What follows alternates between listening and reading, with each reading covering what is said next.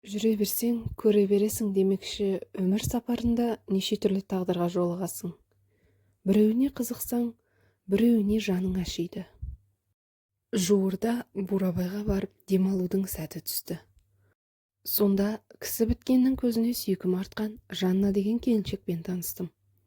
Ашық жарқын, кез келген адамды мінезімен баурап алатын адам екен. Дегеннен әңгімеміз жарасып жүре берді. Жатсынбай бірден өмір жолын ақтарып тастады.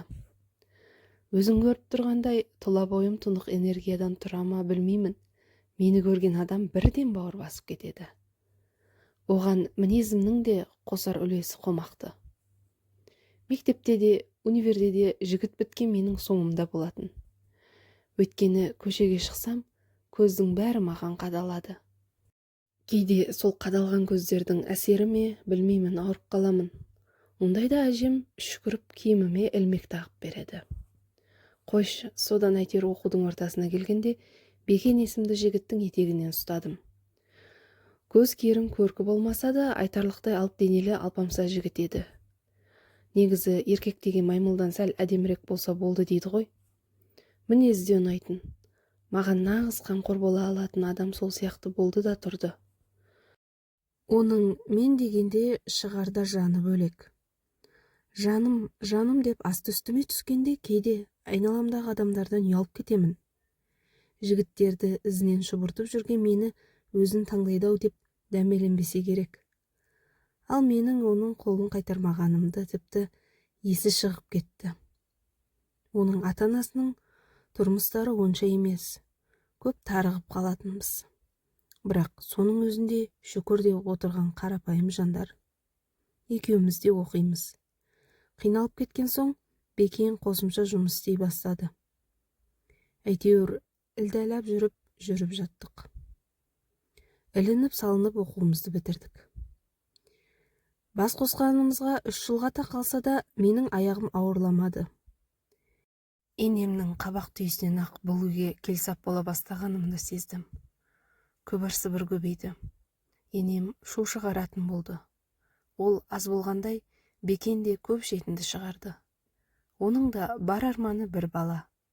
Әрине, түсінем, менің де жаныма бататын осы ауыр жағдай екенін олар түсінбейтін сияқты. Бір-біріміздің қадірімізді кетірмек деп ол босағаны тастап өзім кеттім. Бір ретте болса артымнан іздеп келмеді. Өткен өміріме қайтып оралудан үмітім бір жола үзіліп, құрбыма еріп бас қалаға аттандым. Жаңа орта, жаңа таныстар. Өкінішімді тез-ақ ұмытқандай болдым. Құрбым пысық, қай жерден ақша табуға болады, бәрін есептеп, жаңа жағдайға тез бейімделгіш. Соның арқасында жұмысқа орналасып қиналған жоқпыз. Жаңадан ашылған элиталы мейрамхана екен. Екеумізді де даяшылық қалды. Түр сипатымызда, дене бітіміміз де ойларынан шыққан сияқты. Жаңа жұмысқа тез бейімделіп кеттік. Мұнда ең жақсысы қалталы адамдар келеді екен. Әрі шайпұл да көбірек түседі. Кейде мырзасымақтар қалған қомақты ақшаны алмай кетеді, ал біз соған риза боламыз. Кейде біздің бір айлығымыз болатын сомаға тапсырыс беретіндер де бар. Таң қаламыз, ақшаны қайдан тауып жатыр деп. Қойшы, сонымен не керек? Күндердің күнінде мейрамханаға шыттай киінген қасқабас кісілер келді.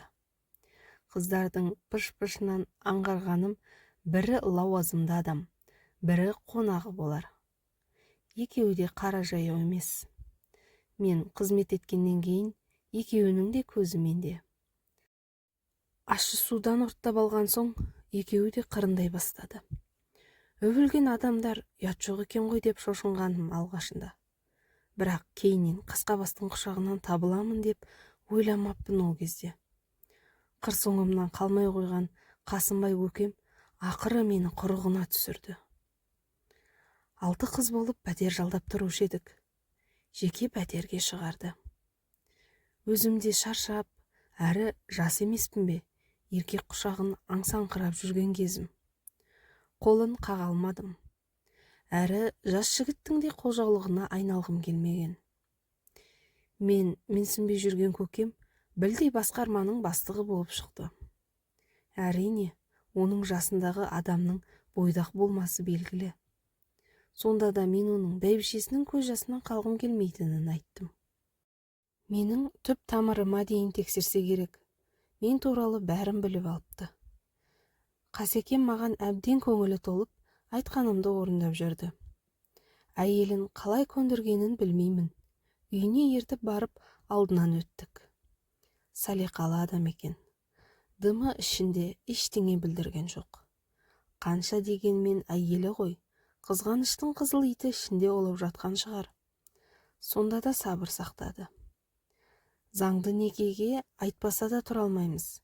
Бірақ отбасының алдында арымыз тазалау, басын ашып алдық. Кейін шегінер жерім жоқ. Оның үстіне жүрек лүпілдетер қуанышым да бар. Бұл кезде менің аяғым ауырлап қалған еді. Жүрегім жарылардай болып жүрдім. Менен емес пе деген күмән болатын. Бірақ қуаныш дедім. Сонымен бірінен кейін бірі екі ұлды дүниеге әкелдім. Қасекем үлде мен бүлдеге орап тастады. Құндыз ішік менің үстімде. Бриллианттар толған сөрелер. Жүргізуге қорқамын дегеніме қарамастан көлікте әперді. Жыл сайын шетелде демаламын. Елдегі қымбат орындардан да қалмаймын.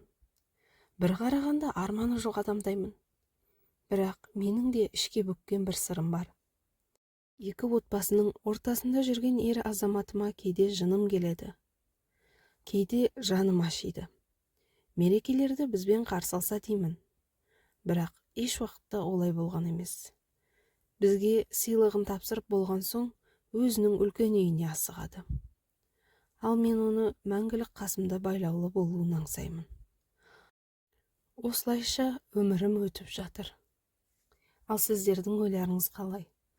Тоқал болуым дұрыс па, әлде бұрыс па?